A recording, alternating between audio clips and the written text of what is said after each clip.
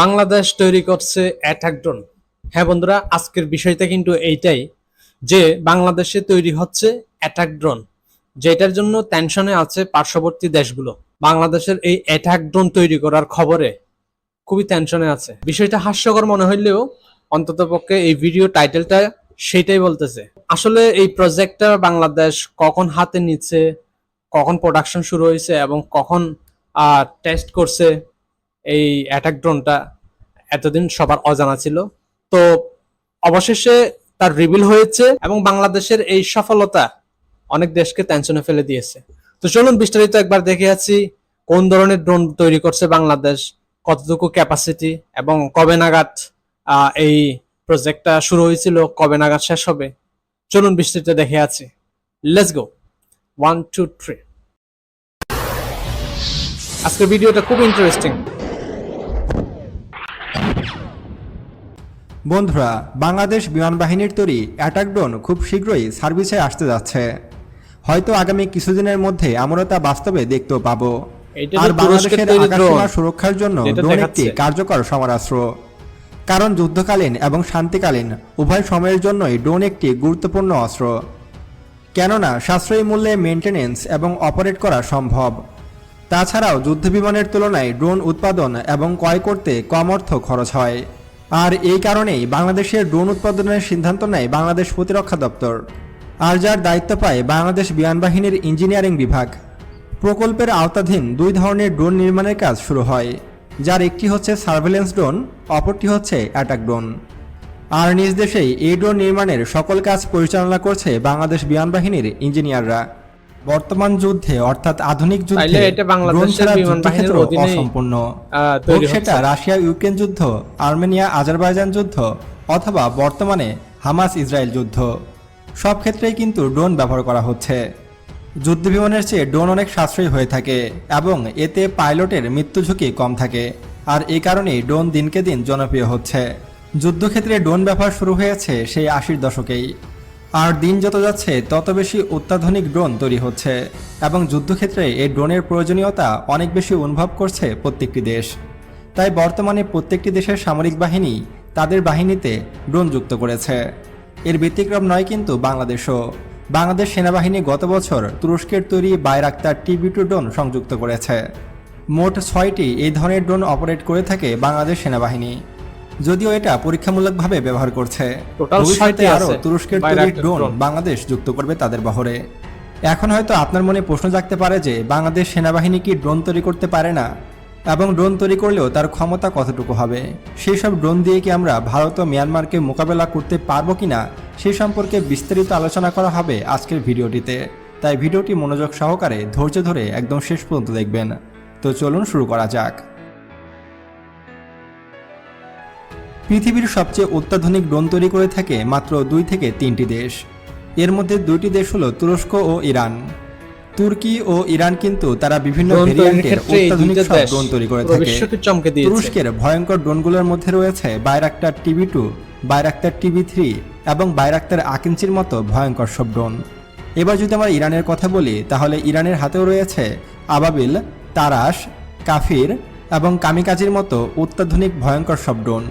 এমনকি তারা ড্রোন শিল্পে এতটাই এগিয়ে গেছে যে তাদের ধারে কাছেও পশ্চিমারা নেই।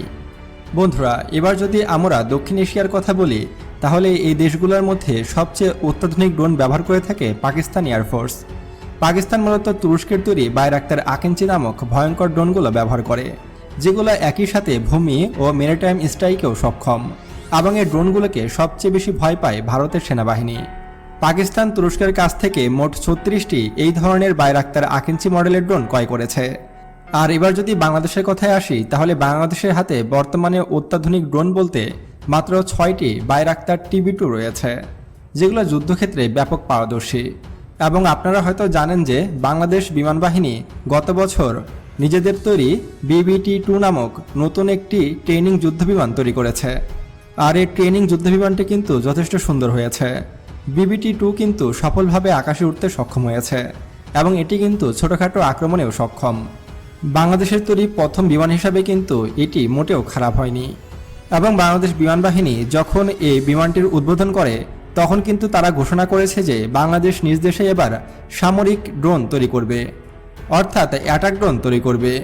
বাংলাদেশ যেহেতু পূর্বে কখনো অ্যাটাক ড্রোন তৈরি করেনি, সেহেতু বাংলাদেশ বিমান বাহিনীর তৈরি এই নতুন অ্যাটাক ড্রোনটি কতটা কার্যকরী এবং কতটা ক্ষমতা সম্পন্ন হবে সে বিষয়ে কোনো তথ্য জানা যাচ্ছে না। তবে আমার জানা মতে বাংলাদেশ বিমান বাহিনী কিন্তু তুরস্কের লাইসেন্স নিয়ে তাদের তৈরি ডিজাইনে নতুন অ্যাটাক ড্রোন তৈরি করতে পারে।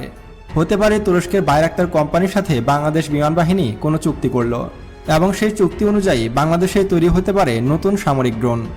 বাংলাদেশের তৈরি প্রথম অ্যাটাক ড্রোনটি হতে পারে সার্ভেলেন্স ও অ্যাটাকিং ক্যাপাবিলিটি সম্পন্ন, অর্থাৎ এটি সার্ভেলেন্স অর্থাৎ উপর থেকে নজরদারি এবং অ্যাটাক করতে সক্ষম হবে নতুন এই ড্রোনটি।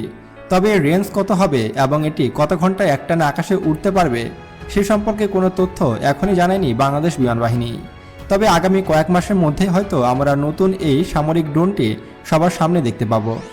যদিও আমাদের পার্শ্ববর্তী দেশ কখনোই চায় না যে বাংলাদেশ নিজ দেশে অ্যাটাক ড্রোন তৈরি করুক, কারণ অ্যাটাক ড্রোন তৈরি করতে খরচ অনেক কম হয় এবং এটি যুদ্ধক্ষেত্রে ব্যাপক ভূমিকা পালন করে।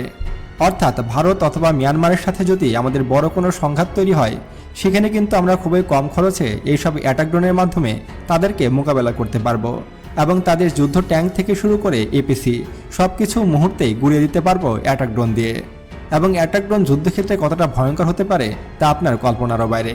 তাই বাংলাদেশের উচিত হবে খুবই দ্রুত অ্যাটাক ড্রোন তৈরিতে মনোযোগী হওয়া, কারণ আপনারা সকলেই জানেন যে বাংলাদেশ বিমান বাহিনী কিন্তু অনেক দুর্বল। বাংলাদেশ বিমান বাহিনীর হাতে মাত্র 8টি মিগ-29 যুদ্ধবিমান ছাড়া তেমন কোনো শক্তিশালী যুদ্ধবিমান নেই। যদিও মিগ-29 ছাড়াও বাংলাদেশ বিমান বাহিনীর হাতে রয়েছে F-7 এবং Yak-130 মতো যুদ্ধবিমান। তারপরও এইসব যুদ্ধবিমান যথেষ্ট নয় ভারত ও মিয়ানমারের তুলনায়। তাই আমাদের মনোযোগী হতে হবে অ্যাটাক ড্রোন তৈরির দিকে। বন্ধুরা, যদি বাংলাদেশ ভারত যুদ্ধ লেগে যায় তাহলে কি ঘটবে, অর্থাৎ বাংলাদেশ বনাম ভারতের সামরিক শক্তি সম্পর্কে জানতে আমাদের এই ভিডিওটিতে ক্লিক করুন। এটা জাস্ট একটা সম্ভাবনার কথা তুলে ধরেছেন উনি, কিভাবে বাংলাদেশ এই ধরনের অ্যাটাক ড্রোন তৈরি করতে পারে। এটা হতে পারে তুরস্কের সাথে কোলাবরেট করে বা নিজেদের চেষ্টায়। কিন্তু বাংলাদেশের সামরিক এই প্রজেক্টের ব্যাপারে এখনো পর্যন্ত কোনো ধরনের অফিসিয়াল নিউজ আসে নাই বা সত্যতা পাওয়া যায় নাই। তো আমি ভাবছিলাম বাংলাদেশ ইতিমধ্যে ড্রোন তৈরি করে এটা সফল পরীক্ষা চালিয়েছে, যার জন্য এই ভিডিওটি দেখার একটু আগ্রহ জেগেছিল। তো যাই হোক, বাংলাদেশের আসলে ড্রোনের প্রয়োজনীয়তা অনেক, যেহেতু বাংলাদেশের যুদ্ধ বিমান নাই বললেই চলে। তো ভারত মায়ানমার আসলে এই যুদ্ধ বিমানগুলো গোনায় ধরে না। তো সেই জন্য এই যুদ্ধ বিমানের দুর্বলতা কাটিয়ে ওঠার জন্য যুদ্ধ বিমানের পাশাপাশি ড্রোন বাংলাদেশে আসলে খুবই প্রয়োজন। অন্য দেশ থেকে কিনে এনে ইউজ করা আর নিজের দেশে তৈরি করে ইউজ করার মধ্যে অনেক পার্থক্য আছে। কিনে এনে ইউজ করলে টাকা পয়সা খরচ হয়, প্লাস মেইনটেনেন্স খরচ বেড়ে যায়। আর নিজের দেশে নিজের দক্ষতায় যদি তৈরি করা যায়, সেক্ষেত্রে যে কোনো সমস্যায় নিজের দেশেই আবার সমাধান করা যায়। তো বন্ধুরা, বাংলাদেশ যদি এভাবে নিজের প্রচেষ্টায় ড্রোন তৈরি করতে পারে কেমন লাগবে আপনাদের, প্লিজ কমেন্ট সেকশনে জানাবেন। আর হ্যাঁ, ইতিমধ্যে বাংলাদেশ একটা ট্রেনিং বিমানও কিন্তু তৈরি করে দেখিয়েছে, যদিও পার্টি হয়তো অন্য দেশ থেকে নিয়ে আসে এখানে জয়েন করাইছে, তারপরে এটা বাংলাদেশেই তৈরি হয়েছে। তো বিষয়টা খুব ইতিবাচক।